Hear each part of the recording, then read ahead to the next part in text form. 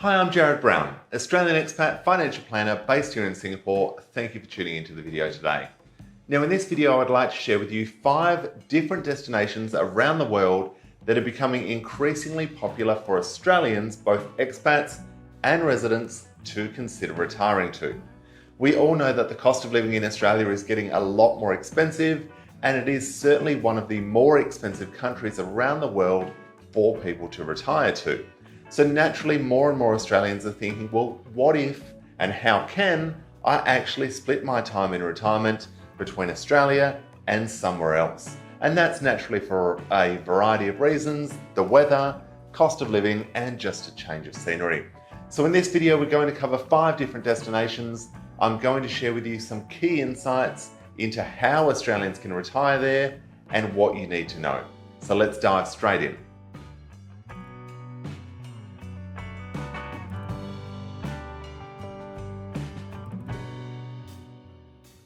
Now the first destination is Portugal. Now this is a very popular one for the Europeans and British expats in particular, but it is becoming increasingly popular with Australian expats because of its affordability.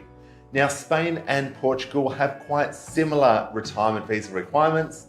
In Portugal, you typically need to have a golden visa, which means that you invest around $500,000 or 500,000 euros or more in a property, business, or otherwise.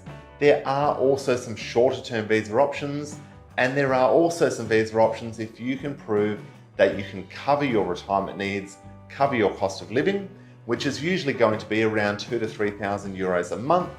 Then you may also be able to obtain a retirement visa, which may not give you as lengthy a term as the golden visa, but still a great option to get you into Portugal and allow you to assess whether that's going to be the lifestyle for you. So that's number 1. Let's have a look at number 2.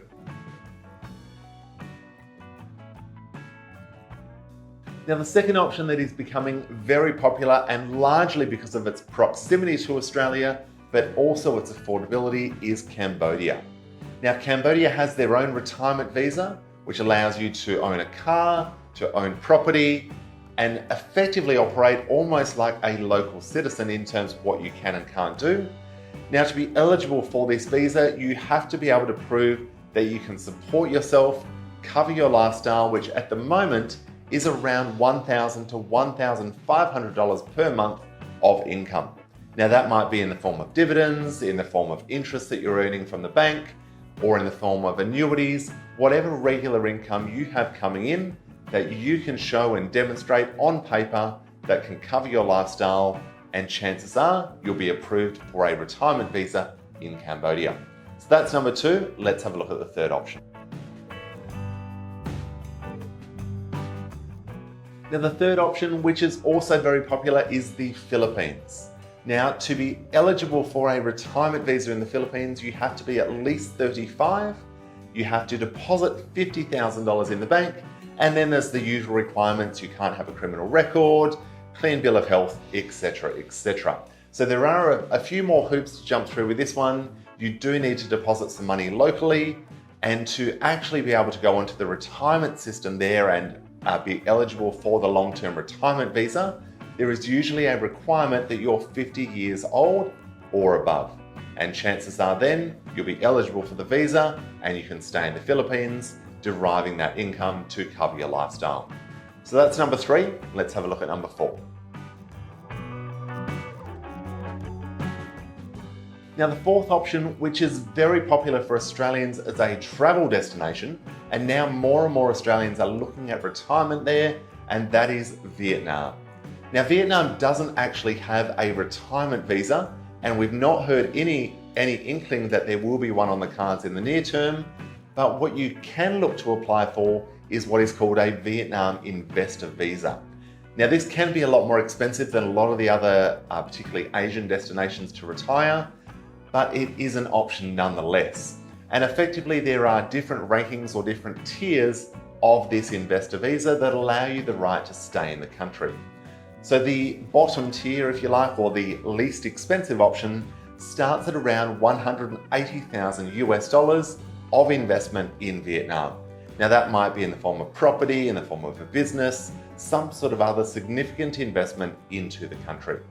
Now the Tier 1 visa can be upwards of 6 to 10 million US dollars. So naturally we are talking a different level here in terms of retirement income, but could be a suitable destination for many, particularly if you are already doing business in Vietnam. This could be a good option as you start to think about your future retirement. So that's number 4. Let's have a look at the 5th option that I'm covering in this video. Now, of course, no retirement destination video would really be complete without mentioning Thailand. Naturally, it is becoming much more popular with Australian expats and with people looking for a relatively low-cost destination, particularly within Asia, where there is a lot of English spoken, great food, and a very easy place to get around with some great beaches and naturally great lifestyle. Now, with Thailand, there is a retirement visa, which is great news, but typically you're applying for a tourist visa or a short-term stay visa of 90 days, and then what is called an O visa, which is usually applied from your country of residence, which gives you up to 12 months to be in Thailand. Obviously assess if it is somewhere that you want to retire, and then you can start to work through that retirement visa application. Now it does mean again that you have to prove that you have the ability to support your lifestyle, which is going to be $2,000 to $3,000 a month on average in terms of that regular income coming through.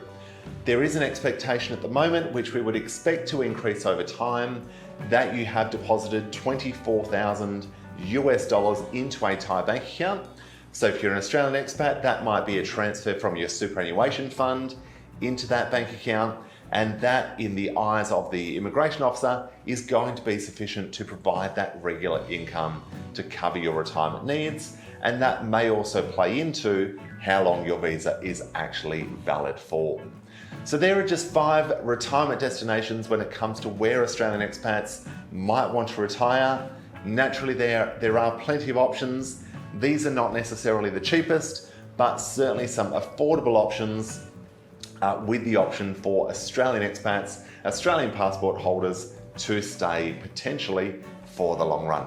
So I hope that shed some light on some of your options. Reach out if you have any questions. Please like and subscribe to the channel, and I look forward to seeing you next time.